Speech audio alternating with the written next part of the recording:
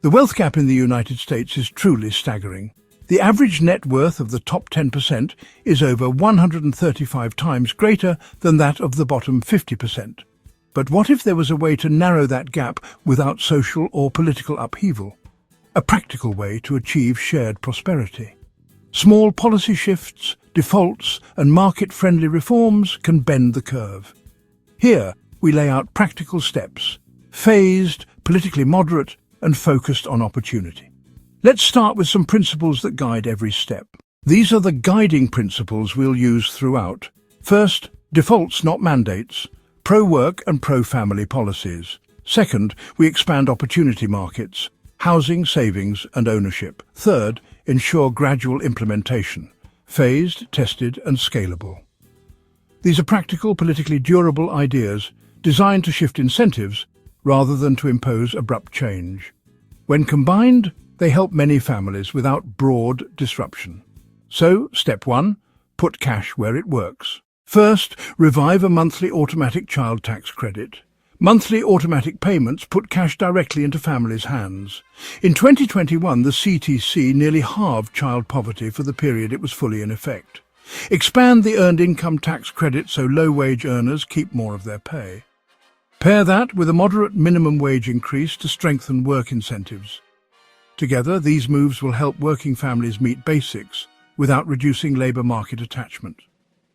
Direct cash, timed and targeted, yields immediate improvements in stability and consumption. From cash, we move to making saving the default.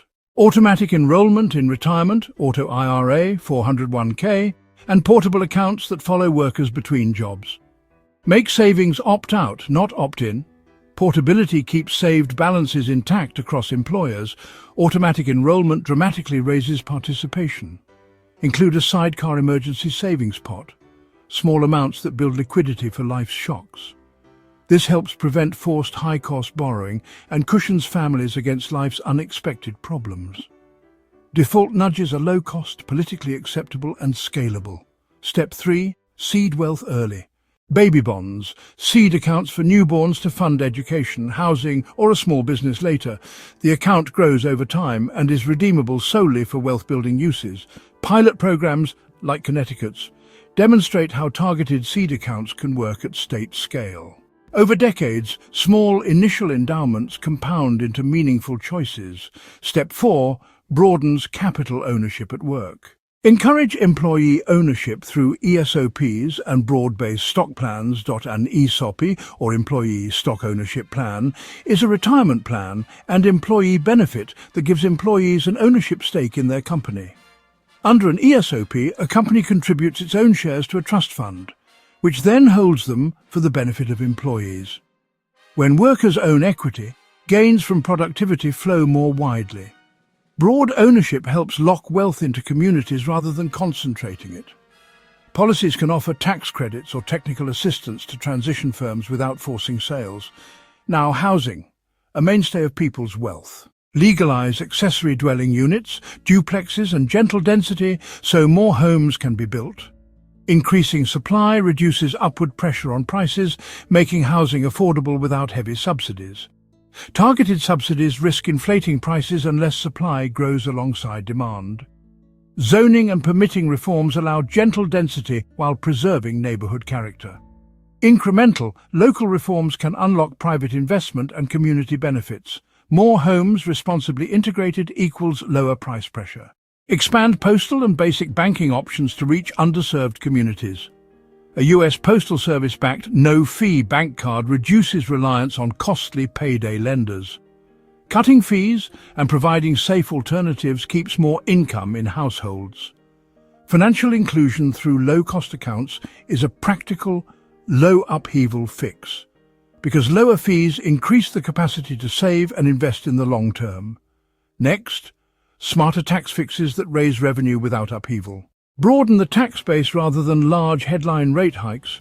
Options include capping step-up basis, curbing some 1031 exchanges, and closing carried interest loopholes. Use this revenue to fund child tax credits, baby bonds, and ESOP incentives. The idea is base broadening to fund targeted investments that create more opportunity. Small structural changes can unlock sustainable funding, and this is the fun part, without destabilizing markets. Protect families from catastrophic medical debt with stronger protections. Tie student loan repayment automatically to income or payroll to reduce defaults. Automatic tax filing options can cut burden and improve accuracy for many households. Reducing household risk increases the ability to save and plan, key to long-term wealth accumulation. These measures are administrative, pro-consumer, and low disruption. Why low upheaval? Because these are defaults, market-friendly tools, phased, and of course bipartisan appealing. They preserve growth incentives while directing benefits to those who need them. Together they stimulate growth, not stifle success.